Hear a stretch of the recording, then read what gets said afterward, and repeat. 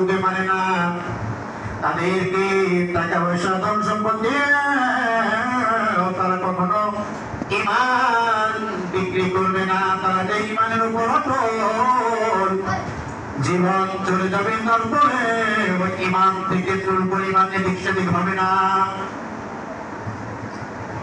এবার রোম সম্রাট সকল সৈন্যদেরকে আদেশ করলো যে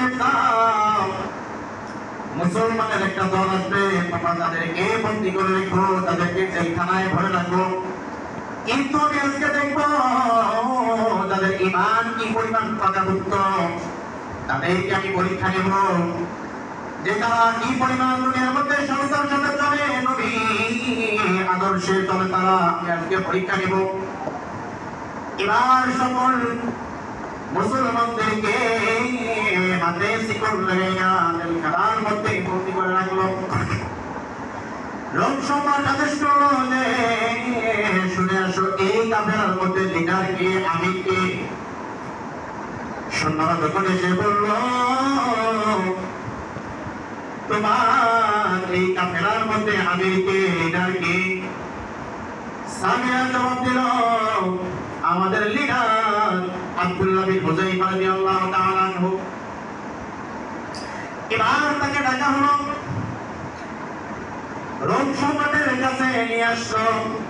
রোম সম্রাট বলল এই কাফেলার যেহেতু তুমি আমির, তোমাকে আমি বন্দী করেছি, আমি একটা শর্ত দেব, যদি সেই শর্তটা তুমি মেনে নিতে পারো, সেই শর্তটা তুমি যদি মানতে পারো, তাহলে আমি সকলকে মুক্তি দিয়ে দেব, আর যদি মেনে না নাও তাহলে তোমাকে আমি হত্যা করে ফেলবো।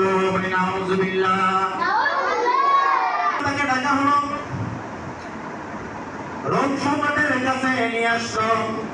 রোম সম্রাট বলল এই কাফেলার যেহেতু তুমি আমির, তোমাকে আমি বন্দী করেছি, আমি একটা শর্ত দেব, যদি সেই শর্তটা তুমি মেনে নিতে পারো, সেই শর্তটা তুমি যদি মানতে পারো, তাহলে আমি সকলকে মুক্তি দিয়ে দেব, আর যদি মেনে না নাও তাহলে তোমাকে আমি হত্যা করে ফেলবো।